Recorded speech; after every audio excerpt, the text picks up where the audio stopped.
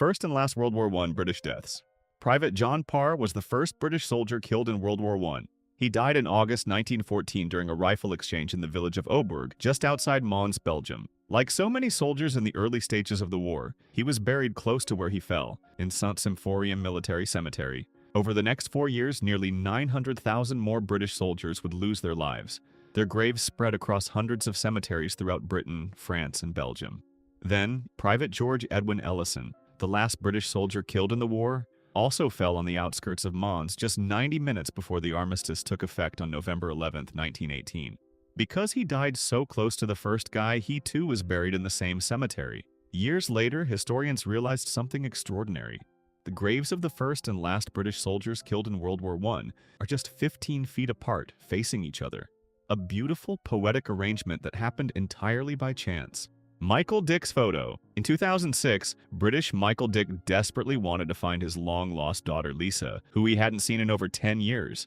Michael lost contact with her after his marriage broke down and hadn't seen her since then. After unsuccessfully searching the town and checking the electoral register, he asked a local newspaper to publish an appeal and took a photo standing on a busy street corner, hoping that Lisa would see it. When Lisa later opened the newspaper, she gasped in shock. Looking closely at the background of the printed photo, she saw herself walking right past her father at the exact moment the photo was taken. They were reunited in just hours of the newspaper being published, ending more than a decade of separation. Major Walter Summerford. Summerford was a British Army officer who seemed to be a personal target for the sky. While fighting in Belgium during World War I, a bolt of lightning knocked him off his horse and left him paralyzed from the waist down, forcing his retirement. He moved to Vancouver, Canada to start fresh. While fishing by a river, lightning struck a nearby tree and jumped to him, paralyzing the right side of his body. In 1930, having miraculously recovered much of his mobility, he was walking through a local park when a sudden storm rolled in. He was struck directly a third time, permanently paralyzing him. He passed away 2 years later. Then, 4 years after his burial in Vancouver's Mountain View Cemetery, a freak thunderstorm hit the area. A single bolt of lightning struck the cemetery, shattering a single tombstone to pieces. It belonged to Walter Summerford.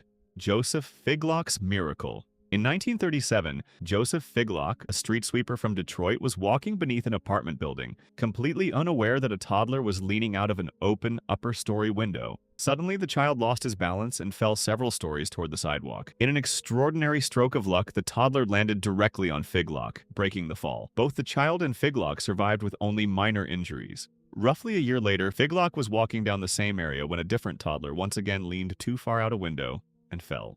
Unbelievably, it landed on Joseph Figlock for a second time, who just so happened to be walking by again. Once again, both of them survived. The Nebraska Church Miracle. All 15 members of a church choir in Beatrice, Nebraska were supposed to arrive for rehearsal on the evening of March 1, 1950. Instead, every one of them was delayed by a different, completely ordinary reason. One overslept an afternoon nap. Another stayed home to finish a school assignment. A mother was delayed while getting her daughter ready. One family had trouble starting their car. Another remained at home listening to a radio program, and someone else was finishing farm chores. As the church remained empty, a natural gas leak had been filling the building. Natural gas slowly filling the basement, moving towards the fire of a lit furnace. At 7:25 p.m., just 5 minutes after practice was scheduled to start, the church exploded, destroying much of the building and sending debris across the neighborhood. Because everyone normally arrived early, it was considered miraculous that every single person was delayed by entirely unrelated circumstances. The event became known as the Beatrice Church Choir Miracle. Every scheduled choir member survived after missing the explosion. Bill Morgan coincidence. Bill Morgan was a truck driver who survived a serious truck accident. While being treated, the medication gave him a severe allergic reaction that caused his heart to stop, and he was pronounced clinically dead for around 14 minutes. Doctors believed he had little chance of recovery, but after spending 12 days in a coma, he woke up and made a remarkable recovery. To celebrate his new chance at life, he bought a scratch-off lottery ticket and won a new car. Shocked by his luck, a television station wanted to recreate the moment for a news segment, so they asked him to buy another scratch ticket while the cameras rolled. During the reenactment, something unbelievable happened. The second ticket was also a winner, this time 250,000 Australian dollars. The TV crew captured his genuine reaction live for everyone to see. Stephen and Helen coincidence. Two teenagers fall in love in Korea. They eventually plan to get married, but the marriage never happens, and the two eventually break up and go their separate ways. By coincidence, they both immigrate to America, get married to other people, and have their own children. Those children, Stephen and Helen, grow up completely unaware of their parents' shared past. Then, by some miracle, Stephen and Helen meet somewhere in America, they fall in love, and even get engaged. Then, during a family gathering, Helen's mother notices a photo of Stephen's father. She immediately recognizes him. He was the boy she loved decades earlier in Korea. The sad part is that Stephen's father had passed away when Stephen was just 17 years old, so he never got to witness the incredible coincidence himself. The Curse of Tamerlane. Tamerlane was a brutal 14th century Turco-Mongol conqueror who is estimated to have killed around 17 million people, roughly 5% of the world's population at the time. He died suddenly from a severe fever in 1405 and was buried in present-day Uzbekistan. According to legend, warnings were written on his tomb, including, "When I rise from the dead, the world shall tremble, and whosoever opens my tomb shall unleash an invader more terrible than I."